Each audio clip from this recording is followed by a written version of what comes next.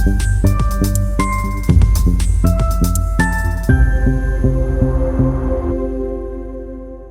me is Tim Lust. He is the CEO of National Sorghum Producers. Since we did hear from Tim earlier today, I'm not going to read his entire bio again. Aww. So I will spare all of you for that.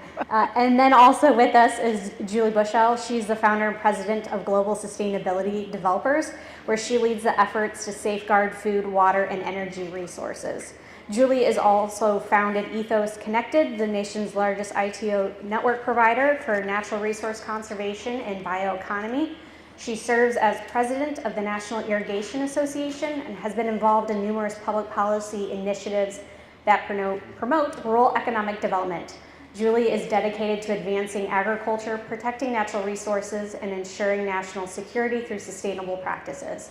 She's actively engaged in multiple leadership roles, including Nebraska Bioeconomy Initiative. And lastly, but certainly not least, is Dawn Caldwell. She's the executive director of Renewable Fuels Nebraska, a position she has held after a long career in livestock nutrition and corporate communications. Dawn grew up on a diversified farm in Nebraska and holds a BS in animal science from the University of Nebraska-Lincoln. She has served in various leadership roles, including government affairs, on numerous agricultural boards. Dawn and her husband Matt operate a ranch in north central Kansas and south central Nebraska, where they raise livestock and crops. They have 2 grown children and 3 grandchildren. So to kick things off for this panel, I would say that probably, it might be a little skewed since we have several sorghum farmers here in the room, but in Nebraska, when we think of ethanol, we might not necessarily automatically jump to sorghum fitting in that role. So Tim, can you tell us a little more about how sorghum is playing a key role in the ethanol industry today? Sure. Not a common discussion in Nebraska, and really, I asked if Dwayne Christian was still alive, and it's been a while since been a lot of sorghum ground in Nebraska. But from my standpoint, I come from it from a totally different perspective. Sorghum has been synonymous with ethanol since I was a kid in the late 70s when we were making alcohol in small scale on-farm distilleries, and has remained that when we talk about Kansas and Texas Panhandle ethanol plants. So there's 10 plants today that are using sorghum in the United States, and that goes everything from Western Plains at campus, Northwest Kansas, that's at 100% sorghum, to a lot of plants that are using 60-70% sorghum, to some that are using 10 or 15% sorghum. So it varies across the board, and certainly there's economic aspects of it. One of the things I will say is that there's differences with sorghum. There are trade-offs, and certainly something that we acknowledge up front, and we'll probably get a chance to talk about some of those as the day goes on. But won't take the time right now to hit on why not sorghum, but I think we'll get to that here a little bit later as we go into it. But certainly something that we've been actively involved in at the national level.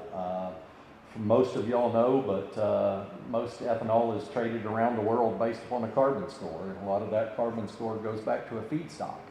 And that just means that our association has been heavily involved in this discussion for many years, because we've had to do a lot of the work on the feedstocks. If we wanted plants to be able to use our product, we had to make sure that the feedstock was certified, and that's been a battle for a long time. 45Z, it's the first time where we seem to be in front of the curve, and now 45Z is questionable on some things, but at least sorghum was included, corn, soybeans, and sorghum, unlike what happened to us in the RFS in 2008. So certainly something that we've been heavily involved in for a number of years and will continue to be. Dawn, over the years we've seen significant growth in the biofuels market here in Nebraska. So how has this growth shaped the state's agricultural landscape, and where do you see the industry heading in the next few years? It's been really fun and interesting to watch it grow. So just aging myself probably, but thinking back to when Chief Ethanol was really ramping up and getting going good, and how bad it smelled when I was a kid. And if you notice today when you drive past an ethanol plant, there's really no smell unless you're right at the distiller's grains pit, and it's really quite pleasant. So, you know, just knowing how the technology has come along to make it much more friendlier to the communities where it is one thing. But years ago, we got past the food versus fuel conversation, at least here in the state. And that's been really important. When I was in feed sales, there was a true battle between livestock feeders and ethanol producers. And while I was in college in the early 90s, my student job was in the ruminant lab, and we were doing everything to study utilizing gluten feed and then dried distillers grains at that time. We've come a long way, and now it's pretty tough to find a reputable feed yard that isn't incorporating distillers grains in their diets for many good reasons. So as we've learned to really embrace that whole golden triangle concept here in Nebraska, we have grown the industry positively across the state in terms of production. When we talk about market, that's actually a little bit different story. Nearly all of our product leaves Nebraska. As of 2 years ago, we're in 2025 now, so in 2023, when we were working on the E15 access standard, one of the statistics we used as we visited with Nebraska senators was the fact that we are number 2 in ethanol production in the United States. We're really good at it. We are number 45 in ethanol blending percent in the United States. Texas is ahead of us, an oil state for crying out loud. So we can be better. And that's why we've worked on creating a more robust availability for consumers across Nebraska. So I see potential, I see growth, and depending on some of those things Tim brought up that I think we're going to talk about here as we go through the panel, I see amazing potential, and I'll just tease that with Trailblazer Pipeline. All right, and Julie, you're a part of the Nebraska Bioeconomy Initiative. It's a relatively new effort, and it's a growing effort, but it's not a new conversation. So can you tell us more about that and some of the goals it has? Absolutely. As you stated, it's not new. Nebraska's been doing it probably the best in the world since the beginning of farming in the state. Really, the initiative was to amplify how great Nebraska is at the global scale. And certainly as the world is looking for more bio-based products, and SAF in particular. So the initiative really started at the very foundation is to drive additional value streams to farmers, making sure that farmers can keep farming and the next generation can do so as well. So the initiative is leveraging what we do, the sustainable metrics, how we manage water in Nebraska is the absolute best in the world. And also attracting the commercial scale investors and the partners who see the value in the way we farm and the way we manage our water here in the state to invest here, and then leverage those metrics through the supply chain with the goal of driving premiums back to the farmers for those practices. We've already mentioned E15 already this afternoon, so Dawn, why don't you kick us off on that conversation? We had a win here recently, and obviously hoping for more, so give us an update on that front. Man, Jan and I have sat in the back corner and been here talking all day saying, will we get something, will we get something? So day one, President Trump, in his pile of executive orders, included E15 in his pile of executive orders, mentioned it. That's unheard of to have such a rural detail or rural positive detail included. So that was a very good thing. Then after that, the EPA progressed forward, which we've been waiting for years to have them say, yes, we are allowing no more allowances for delay for what we're calling the 8-state opt-out, the 8-state waiver to utilize E15 or retail E15 year-round. 2 of those states, Ohio and not the full state of South Dakota, but 9 counties in western South Dakota, have asked for 1 more year delay because of how the gasoline reaches them, and they don't want to put their consumers at risk of not having gas at all. And so there's a real challenge in handling that respectfully. They've asked for that 1 additional year. The rest of us, the refiners get to figure it out and get the fuel to us. And thank goodness our senators and our attorneys general have stood up for us in that manner. Now we need the entire nation to do that. Nobody, the refiners, we've been partnering closely with API, the American Petroleum Institute, on this, which, think about 10 years ago, did we even sit in the same room, much less say nice things to each other, ethanol and petroleum? No, we did not. And here we are, locked, arm in arm, to get year-round E15 nationwide and keep liquid fuels really relevant, affordable for consumers, cleaner air. It's something we can do right now for everyone. So we are asking for that year-round opportunity. We almost had it in December. We were so close. The champagne bottles were on the tables. It's a good thing we didn't pop them. So this CR this week, we're going to miss it again. We're going to pass a clean CR, it looks like. Next opportunity might be in May, might be further down the road. There is absolutely resounding agreement that we need year-round E15 for logistics and functionality for delivery of fuels around the United States, and we need to find a quick path to get there. From a national perspective, Tim, how does that factor into the things that National Sorghum Producers is doing?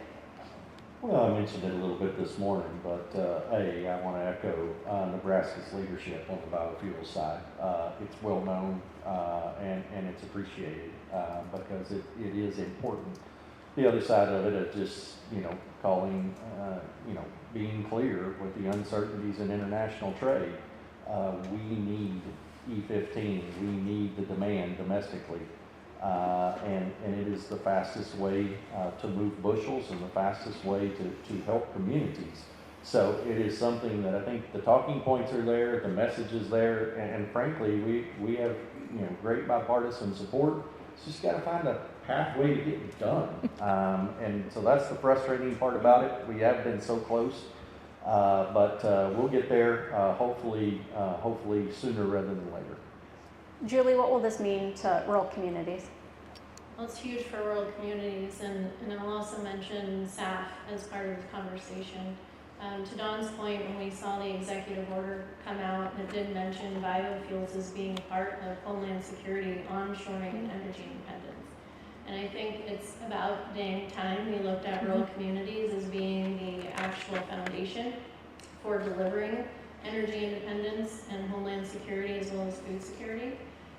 So I do think we're going to see the administration now start using words like innovative fuels, which should include all things, right? I have a new phrase I've been using, which is soil is our oil. We regenerate it. It's never going away. Every farmer thinks about it for the next generation, and it will continue to produce in a sustainable way. So for us, it is the absolute best path forward for the U.S. and energy independence. We've talked about 45Z, a couple different people have today, and there's lots of questions on where that stands, where that's going. If implemented, what is that going to mean for biofuels? Do you want to go first? Yeah, I'll take a first blush at it because I think it's one of those that there's confusion on it, and I think it's something that education is needed, and frankly, leadership from the biofuels plants is needed on this, I believe, because many of the plants we work with, we've been working with them for several years, and they've talked openly about sharing that value proposition with the grower from day one, that in exchange for information, in exchange for that lower CI score, the farmer is going to be a part of that. Not over-promising. I think there's two extremes. There's nothing in it for the farmer, and there's a whole, there's unrealistic amounts on the other side in it for the farmer. I think, the way it should be approached is as a partnership between the plant and the growers, because I think certainly if done right, it helps both. I think if we all had it to do over again, we might do the language a little bit different, but I think within where we're at, there are opportunities for this to be really good for growers as well as really good for the plants. Certainly, we got a start of the process. Now there is challenges both through the legislative process as well as the regulatory process that are in front of us. So certainly still plenty of unknowns at this point in time of what that really looks like. I'll just add to that, yes, unknown, and that's the word of the month, and probably even another month coming. And the latest, as of right before I walked in the door here this morning, was we're down to maybe one of a couple of options as we move into this CR, this next phase, and that is just leave it as it is and extend it when it would come due. The other, and then make amendments potentially at that time. The other is rebuild it somewhat to something more palatable for most of the Republicans. And would that bring an extension? Would the amount be lowered in order to justify the cost of extending it?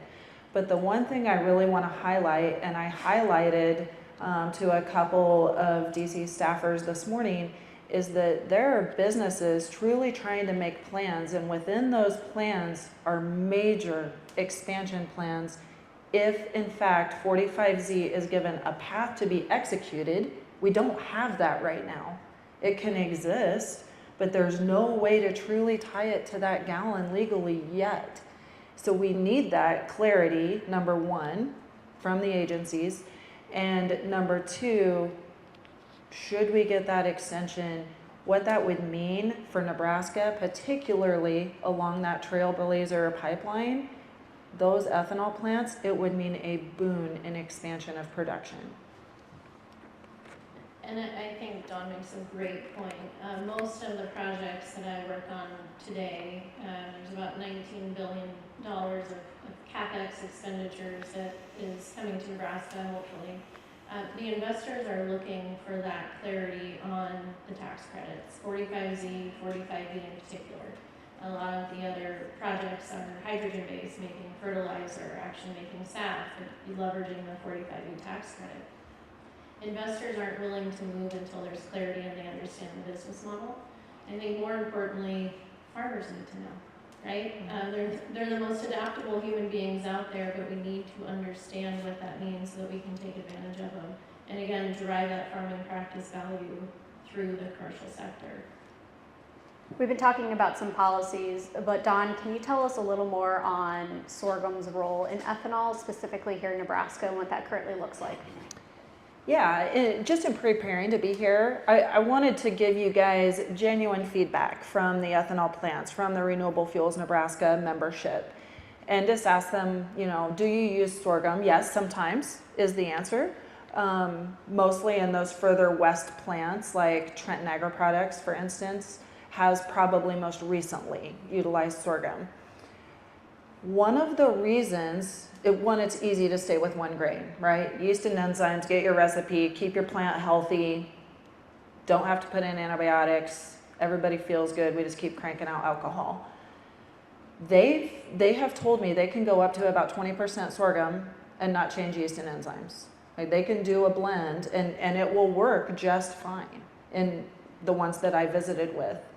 One of the holdups is a specific aspect most plants are utilizing. They have added technology inside the plant for kernel fiber processing.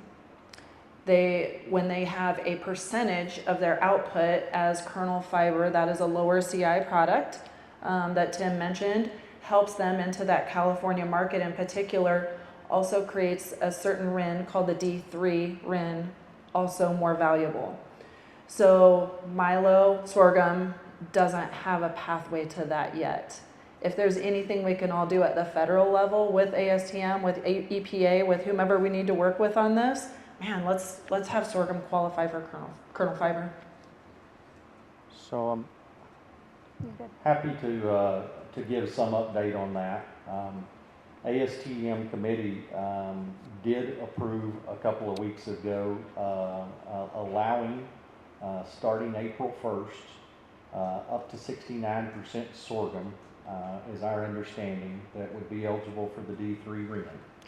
So that is the huge first step.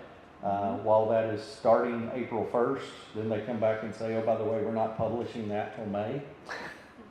But certainly, Adenic and our office can certainly visit with plants if they have interest, make sure that they get with ASTM and that they have a comfort level there, that issue is good up to that level. We hadn't had plants on 100% sorghum in several years, and so since we have plants back on 100% sorghum, we've pulled all the samples and submitted all the stuff to ASTM for 100%, to where hopefully within the next few months we could get that approved up to 100%. I think in a state like Nebraska, 69% is way plenty to work through that issue, because it's significant dollars, and it's been a challenge there. I might just take another step along that way, that what are the other challenges? Well, sorghum oil. Not as much oil in sorghum as there is in corn, or if it is there, we can't get it easily from an extraction process. So there's a value proposition discussion there.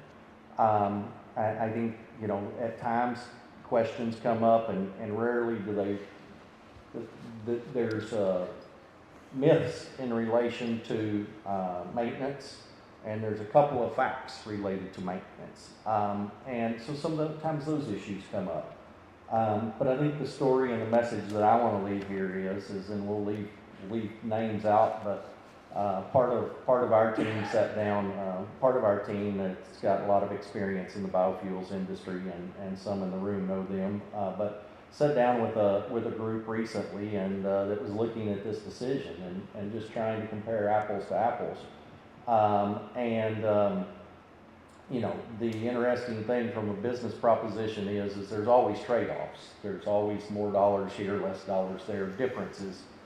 But the net result was about $25,000 a day. And I think most of us would make a change for $25,000 a day. There's only a certain amount of uncomfortableness with change, only goes so far.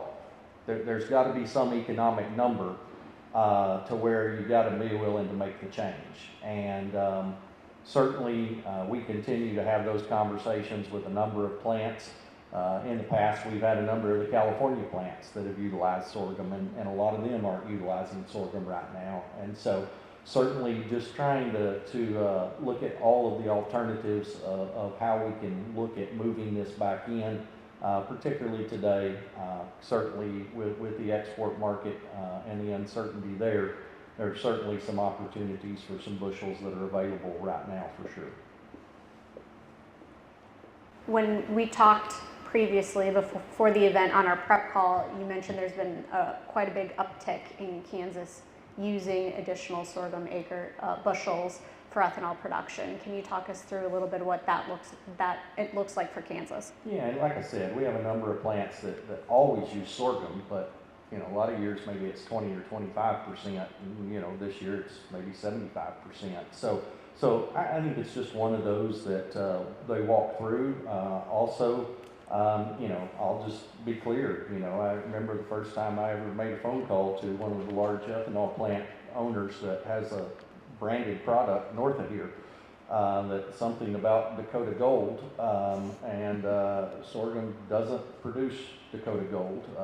Obviously, sorghum is red, and but trying to overcome a great marketing pitch in working with nutritionists was a real challenge for many years in regards to this.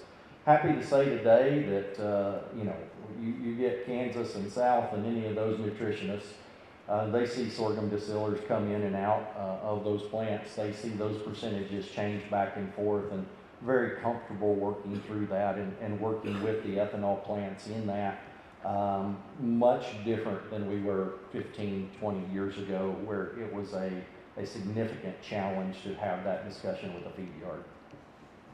Julie, you mentioned earlier SAF, Sustainable Aviation Fuel, which I believe has now been changed to Synthetic Aviation Fuel. So that's often discussed as biofuels' next big thing. Can you tell us more about what's driving this shift, and what role do you see sorghum playing in it? Yeah, absolutely. All of the airlines have their carbon emissions commitments, and the fastest, clearest path to that for the airlines is certainly fly with sustainable aviation fuel. I'm sure you've all seen it. You know, when you're flying now with a commercial airline, you can pay a little more to offset your carbon emissions. I think that was the airline's test to see if that's really what the consumers wanted to see. And when we speak to all of them, every one of them has said we are not moving off of this initiative. This is a commitment that we are going to make, and we've seen them invest in several SAF companies, a lot of technology. The DG Fuels plant in Phelps County, for example, Airbus is on their board. Their off-takers are Air France and Delta. And what I'm excited about is DG Fuels in particular can take any cellulosic. So they are going to bring in corn stover, gasify that through the process and make SAF, but that opens the door to grow more sorghum. There is an off-taker for it. And just from our own studies on the irrigation side and some carbon studies, sorghum's outperforming in reduction in nitrous oxide emissions with efficient irrigation. It's also drought resistant, more so. And so I think it's a great transition crop and a great way to get more growing here in the state, knowing that you'll have an end market for it.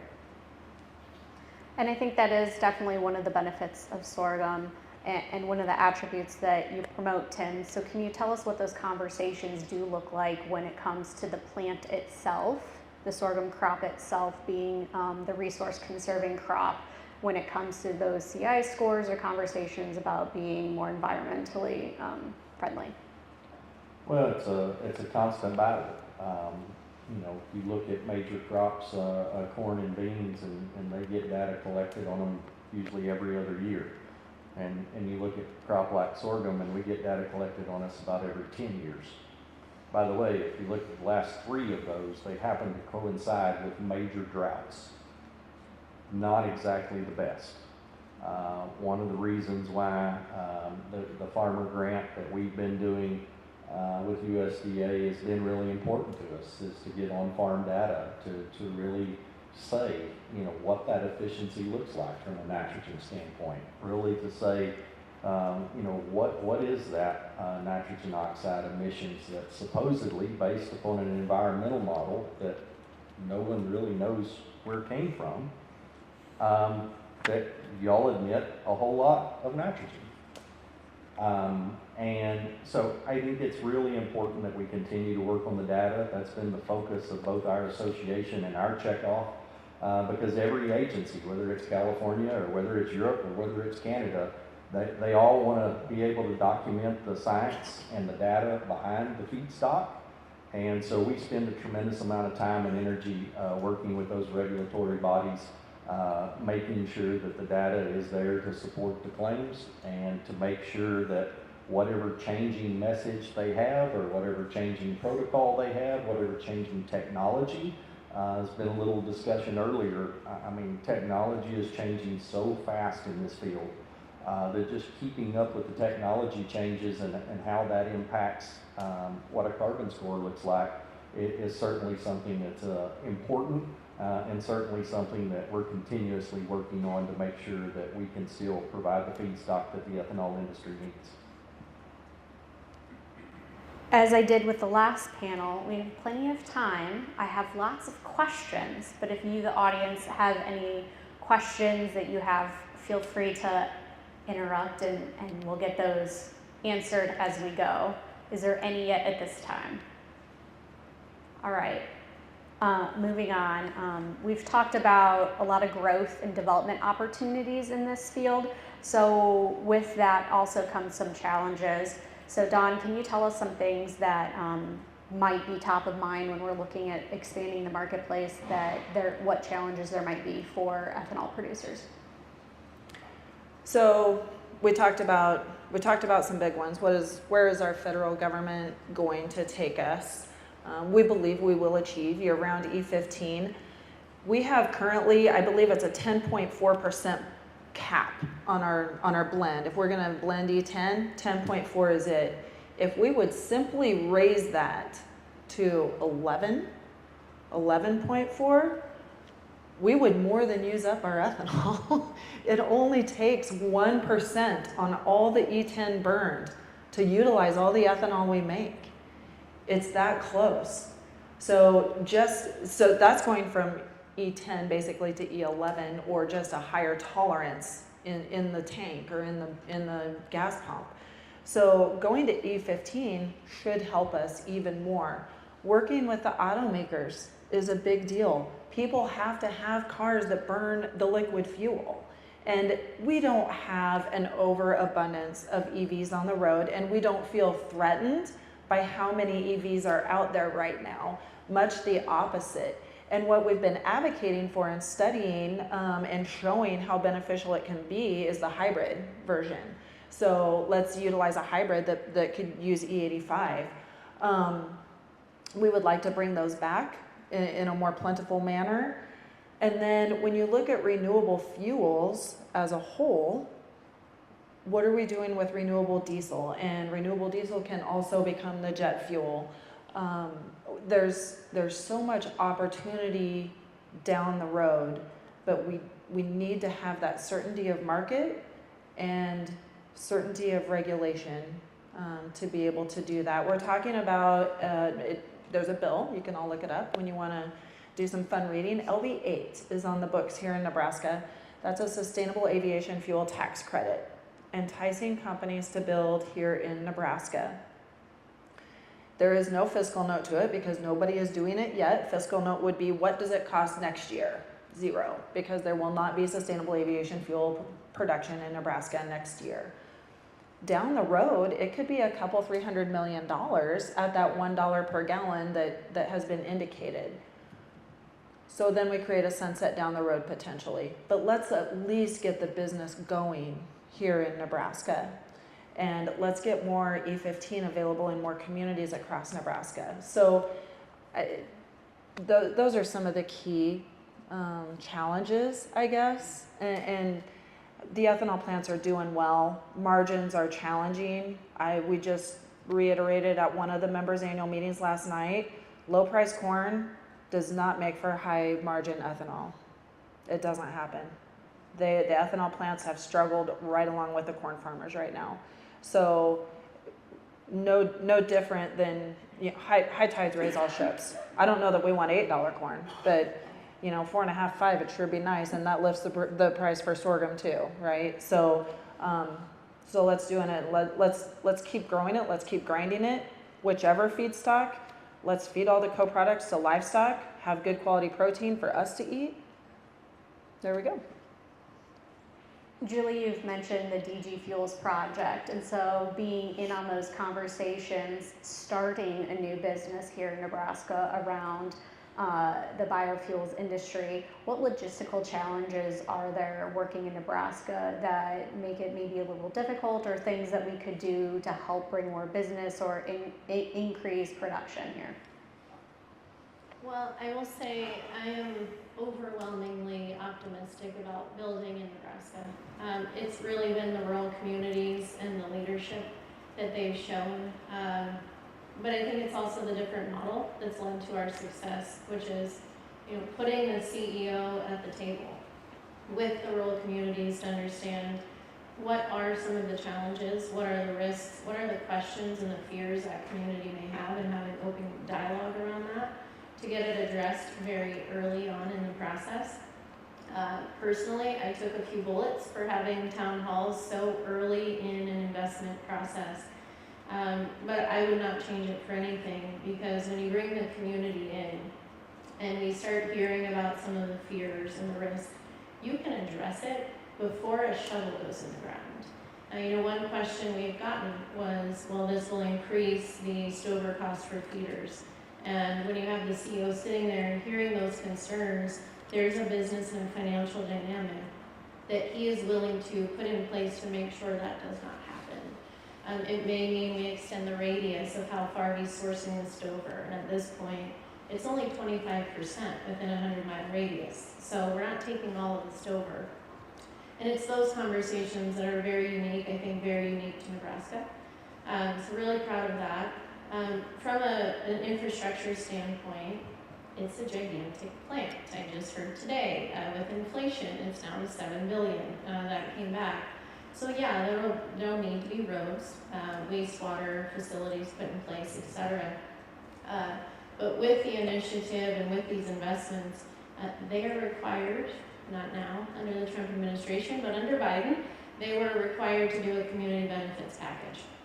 And what that means for a plant the size of a DG is about $40 to $50 million that goes back into the community. And one reason for those town halls was exactly to hear what do they need from a community standpoint to support the investment, but also grow the community in the way they want to.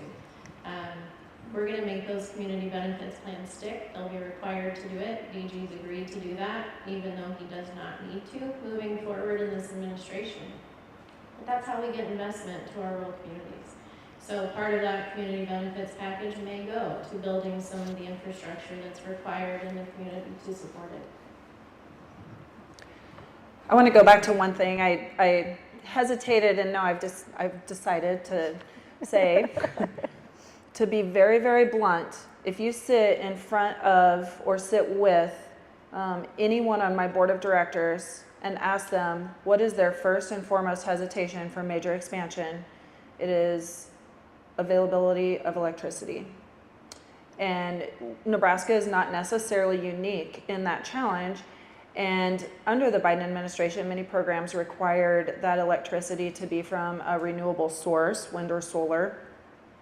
Many markets, Japan, for instance, is friendly to just clean energy. So nuclear counts as clean energy. That's very, very, very helpful to us. I have implored to find ways to stack the state and federal timeline for implementing a small modular reactor to be able to have electricity quickly. So 5 years. So it's 5 and 5. We're 10 years out. Could we stack those 2 years or two forms of certification? And I'm repeatedly told no, but I'm going to keep asking. So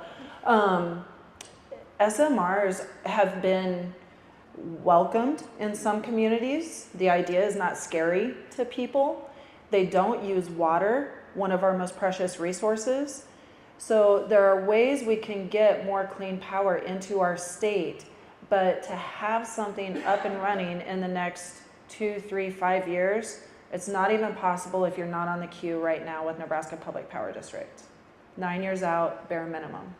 So just bear that in mind as you think about what's coming. Are we working on different ways to try to source power, letting the companies do it themselves for a period of time, whatever that may be? Yes. And if you have that magic bullet, I've said a few times in this last week, there's silver bullets flying everywhere. We need one of them to hit a target. So, man, it's a gunfight.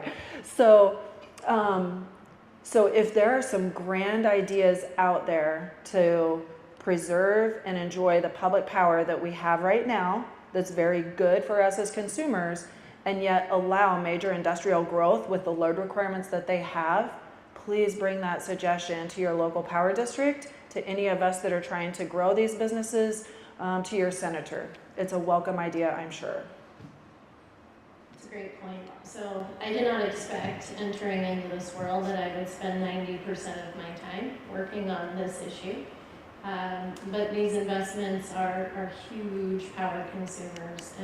DG, Biden administration, it was 1 gigawatt of renewables required. That's nearly impossible. But it's also impossible to let those projects go to the wayside to grow our rural communities.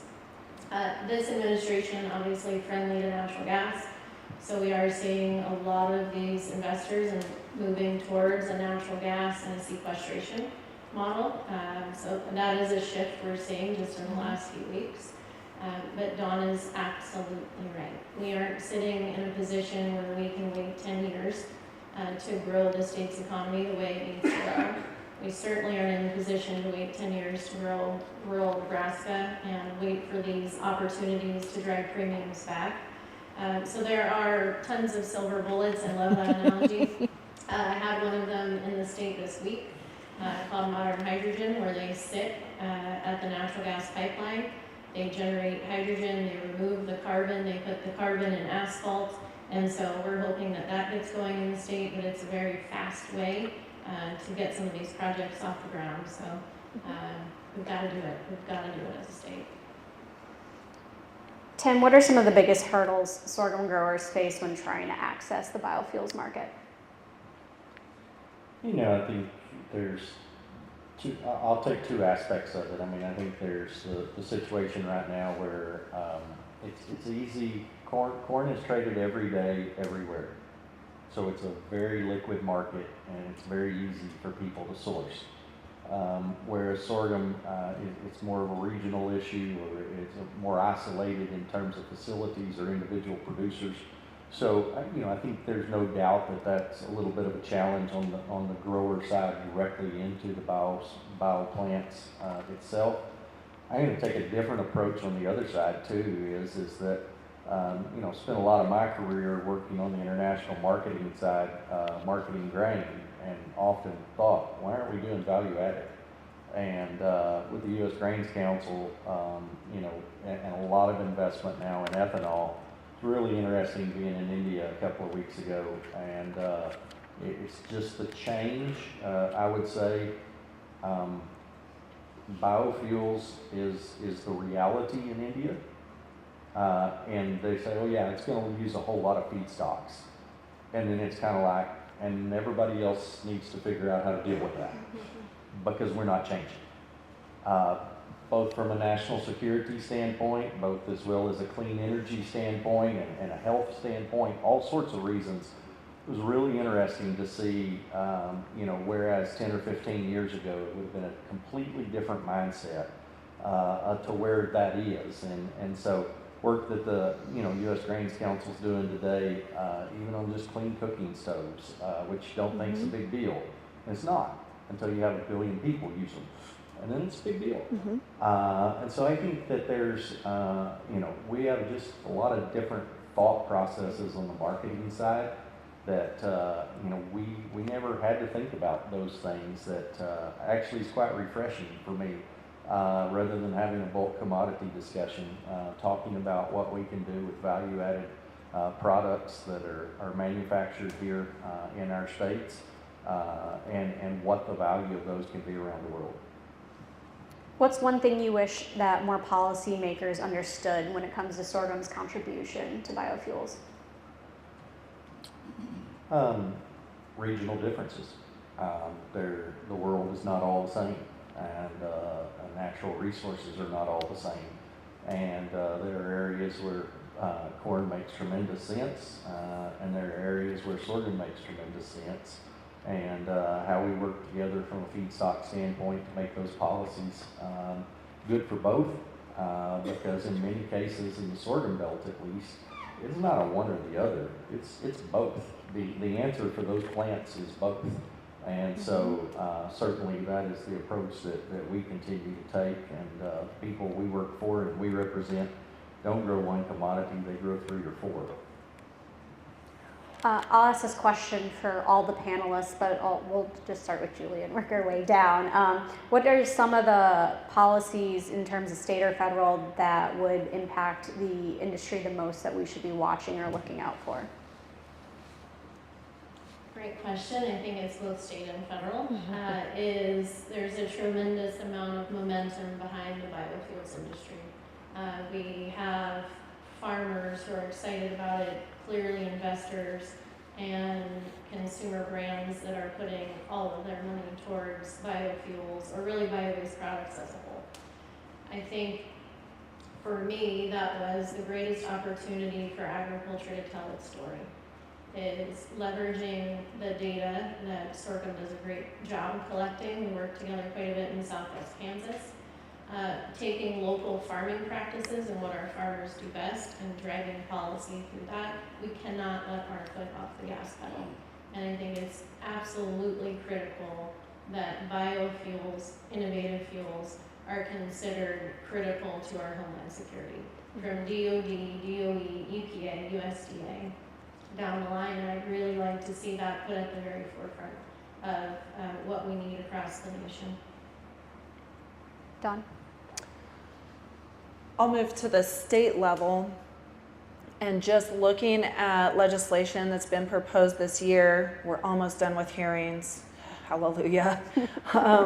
So the governor's budget bills are tough. They're tough this year. We have a very, very tough state financial situation. And the federal government changing the allocation of Medicaid dollars back to the states just put us in a tougher spot. Our forecasting board came out way more positive than we thought we were going to be, and we were smiling, and then all of a sudden we were another $90 million down. So looking for about that $180 million to level our state budget for this biennium.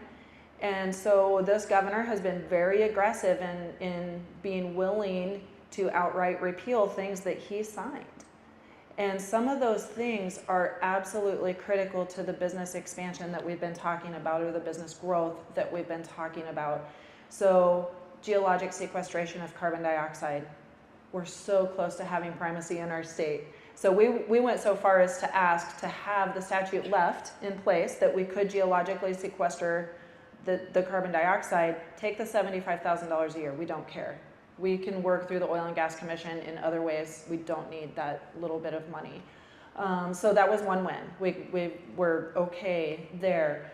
There's a couple of other tax bills, a sales tax exemption. So if you as a farmer go purchase parts and repairs for your tractor, you do not pay sales tax on that. If an ethanol plant is installing new equipment so that they can become more efficient and get an extra 100th of a gallon or whatever per bushel, whatever that piece of efficiency equipment does, if they have the employees and they have the wherewithal to purchase and install that 100% on their own, they do not have to pay sales tax on it. If they have a Category 2 or Category 3 contractor install that equipment, regardless of who buys it, they do in fact have to pay sales tax on it. On a $40 million project, that's a lot of sales tax. You think twice about installation of new equipment when that's the kind of investment that's required. So those are the kinds of things we're watching at the state level that we have to be super keen and comment on and let people know what that means back to that rural community. What if that added equipment would have brought 3 more jobs to that rural community besides the installation and the contractors eating in the restaurants and all the other things? So on a fun note though, initiatives. Renewable Fuels Nebraska chose to have an NIL this year to promote E15. And we have Andy Jackson, who is number 15 on the Husker volleyball team, absolute powerhouse, towers over me. My goodness, does she? She towers over Jan more than she towers over me, just so you guys know that. So we had her at our annual meeting Monday night. Absolutely just a delightful young woman. Loves promoting our product. And so be on the lookout for our new video. She had the idea herself, and we ran with it to really tout the grit and the work and the dedication it takes behind the scenes to make something happen on the farm side and for her as an athlete, and tie that together to bring a finished product for everyone. So I wanted to share something fun because I don't want to be all doom and gloom up here. I'm afraid we're going back to doom and gloom with Tim, so maybe I should have saved you for last, Dawn. Nope, I'm taking it the other way as well. I've already decided. So, and you know, some of y'all, a few of y'all were at Grants Council a couple of weeks ago where I gave this speech, and you know, there's uncertainty. There is a lot of political uncertainty right now, and that scares everybody. It makes business decisions hard. It does a lot of things. But the other side of that, I just reminded everybody that, you know, the last 3 years of Trump won, I did more offense in terms of positive things for our trade association and our industry, in fixing more things than I had fixed in many, many years. And that opportunity will come. We got to get through some stuff, and I don't know what this looks like, but I know there's going to be opportunities to go play offense. And I know those opportunities around biofuels are positive. I know there is a clear understanding of the value of what it means and how it's a win for America and a win for agriculture. So, what's that exactly look like? I don't know. Stick around, figure it out. But I do think that we have a tremendous opportunity over the next few years to set some policy in place that really can last a long time and be very good for agriculture and very good for America. So I am excited about that. I will look forward to the time when we're dealing with that as opposed to all of the uncertainty that's going on right now. But we just got to get through this first. Do we have any audience questions? I would ask one, but I'm not sure if it's exactly relevant, but I always wonder what's happening in our neighboring states. You all mentioned some of the state issues. Are other biofuel relevant states fighting the same thing? Or have they figured some of this out and we're still struggling? So one of the things that you've all probably been hearing a lot, our neighbors to the north chose to allow zero eminent domain for carbon dioxide pipelines. That has essentially shut out carbon sequestration for the state of South Dakota. I mean, it's going to be darn tough for them to find a route and not use at least a little bit of eminent domain. So can that Summit project find its way through Iowa, up the edge of Minnesota, and across North Dakota? Oh wait, North Dakota's looking at a Supreme Court case to stop carbon sequestration. So those are the kinds of things. That leaves Nebraska in a honey hole. Man, we have the golden ticket in that regard right now. Good things that are happening in other states, the E15 access standard that we passed a couple of years ago to create an avenue, and it's a tax incentive for fuel retailers, but to create an avenue for more communities across Nebraska to offer more E15.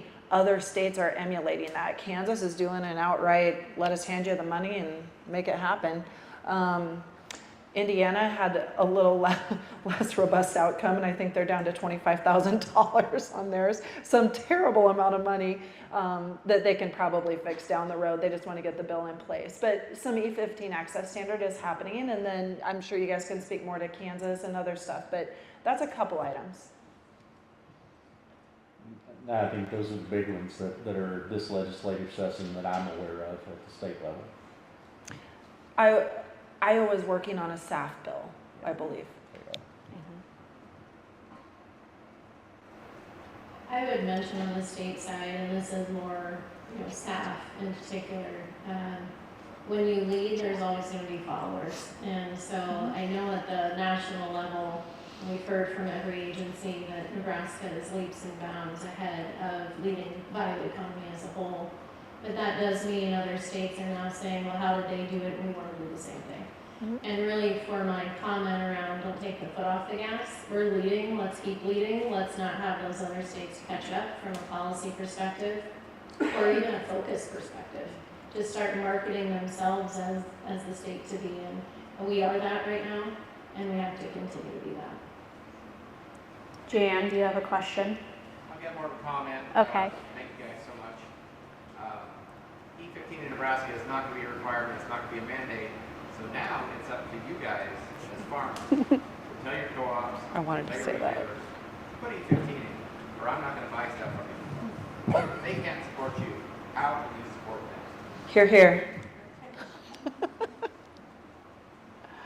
All right, as a closing question here, looking ahead 5 or 10 years, what excites you most about the future of biofuels? Well, the easy answer is technology. We just know how it's changed our farms, and we know how it's changing the biofuel industry. So that's the easy answer if you put me on the spot real quick. I agree. I think both nationally and globally, expanding market of all kinds of renewable fuels. And for Nebraska in particular, the Trailblazer pipeline opportunity that affords so much to our local ethanol producers and farmers. I'd say rural revitalization. The more biofuels grows, the more rural communities grow, the more kids stay and keep farming, the better jobs they have, the more hope they have.